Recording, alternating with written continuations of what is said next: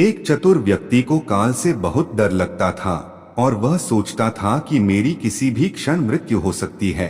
वह क्या करे। एक दिन उसे चतुराई सूझी और काल को ही अपना मित्र बना लिया। उसने अपने मित्र काल से कहा, मित्र, तुम किसी को भी नहीं छोड़ते हो, किसी दिन मुझे भी गाल में धर लोगो। काल ने कहा, ये मृत्यु लोक है, जो आया है उसे मरना ही है। सृष्टि का यह शाश्वत नियम है, इसलिए मैं मजबूर हूँ, पर तुम मित्र हो इसलिए मैं जितनी रियायत कर सकता हूँ। मुझसे क्या आशा रखते हो, साफ साफ कहो। व्यक्ति ने कहा, मित्र, मैं इतना ही चाहता हूँ कि आप मुझे अपने लोक ले जाने के लिए आने से कुछ दिन पहले एक पत्र अवश्य लिख देना, ताकि मैं अपने बाल बच्चों को कारोबार की सभी बातें अच्छी तरह से समझा दूं और स्वयं भी भगवान भजन में लग जाऊं।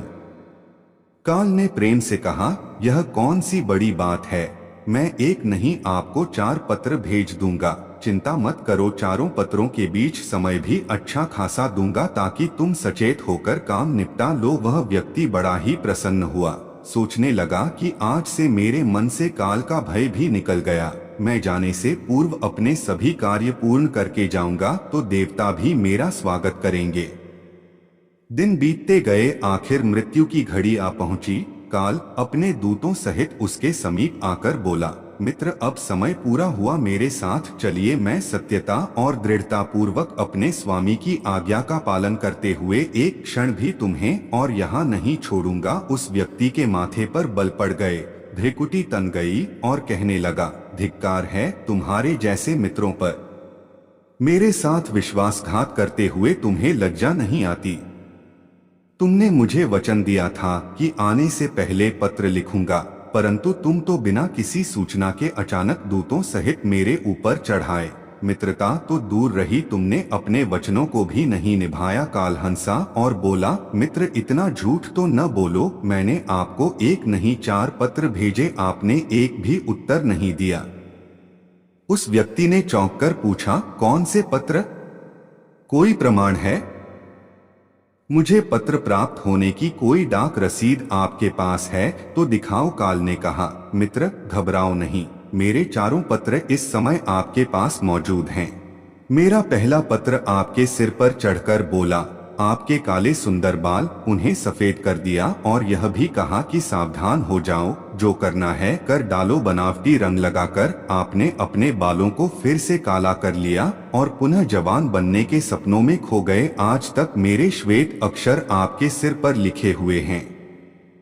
कुछ दिन बाद मैंने दूसरा पत्र आपके नेत्रों के प्रति भेजा। नेत्रों की ज्योति मंद होने लगी, फिर भी आंखों पर मोटे शीशे चढ़ाकर आप जगत को देखने का प्रयत्न करने लगे। 2 मिनट भी संसार की ओर से आंखें बंद करके ज्योतिस्वरूप प्रभु का ध्यान मन में नहीं किया। इतने पर भी सावधान नहीं हुए तो मुझे आपकी दीनदशा पर बहुत तरस आया और मित्रता के नाते मैंने तीसरा पत्र भी भेजा। इस पत्र ने आपके दांतों को छुआ, हिलाया और तोड़ दिया।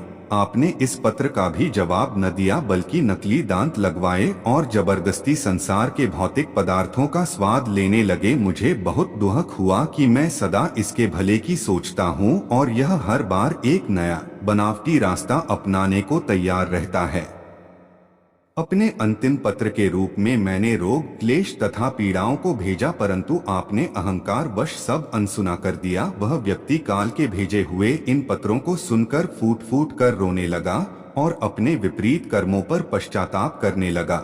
उसने स्वीकार किया कि मैंने गफलत में शुभ चेतावनी भरे इन पत्रों को नहीं पढ़ा।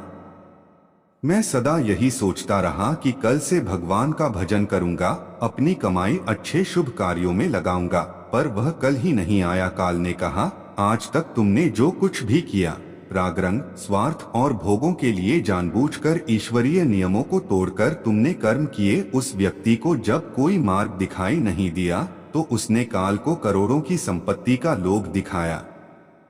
काल ने हंसकर कहा, मित्र, यह मेरे लिए धूल से अधिक कुछ भी नहीं है। धन दौलत, शोहरत, सत्ता, ये सब लोभ संसारी लोगों को वश में कर सकता है, मुझे नहीं। काल ने उत्तर दिया, यदि तुम मुझे लुभाना ही चाहते थे तो सच्चाई और शुभ कर्मों का धन संग्रह करते। यह ऐसा धन है जिसके आगे मैं विवश हो सकता था।